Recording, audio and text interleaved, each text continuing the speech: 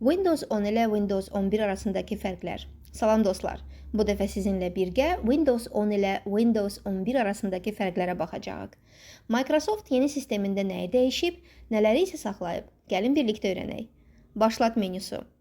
Windows 11-də başlat menüsü tamamilə yenidən dizayn edilib.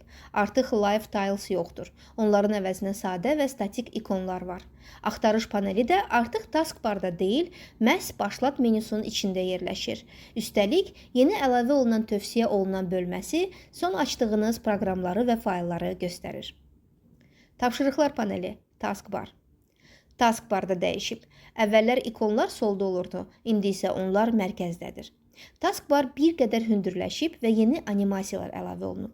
Amma bəzi imkanlar itirilib. Məsələn, taskbar yalnız aşağı hissədə qala bilər, kənara və ya yuxarıya köçürülə bilmir. Həmçinin drag and drop funksiyası da məhdudlaşdırılıb. Ümumi istifadəçi interfeysi. İstifadəçi interfeysi daha yumşaq görkəm alıb. İti künclər yerini yumru künclərə verib. Daha axıcı animasiyalar, yeni ikonlar, rəngarəng fon şəkilləri və hətta yenilənmiş şriftlər əlavə olunub.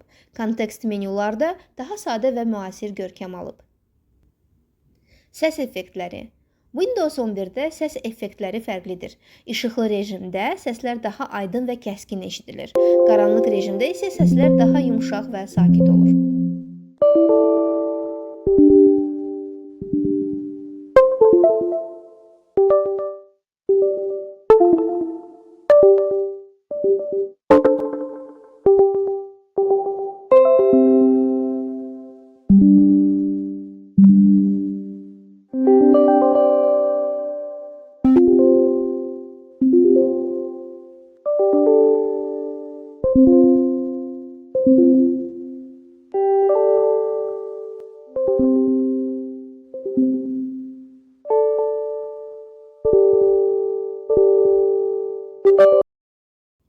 Bildirişlər və parametrlər.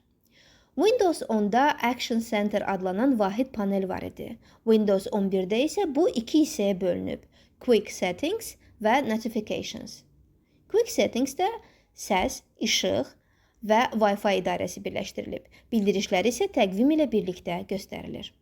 Widgetlər. Windows 11-də xüsusi widgetlər paneli əlavə olunub. Burada siz hava durumunu, xəbərləri və digər məlumatları görə bilirsiniz. Widgetlər Microsoft Edge ilə inteqrasiya olunub. Snap Assist və çox tapşırıqlı iş. Snap Assist funksiyası daha ağıllı işləyir. Pəncərələri 4 yerə bölmək, qruplaşdırmaq və həmin qrupları taskbardan açmaq mümkündür. Virtual masa üstlərə isə artıq fərqli fonlar qoymaq olur. Proqramlar və tətbiqlər.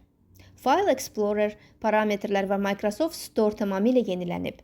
Internet Explorer artıq yoxdur. Onun yerini Edge brauzeri tutub. Snipping Tool təkmilləşdirilib. Paint isə daha müasir dizayna gətirilib.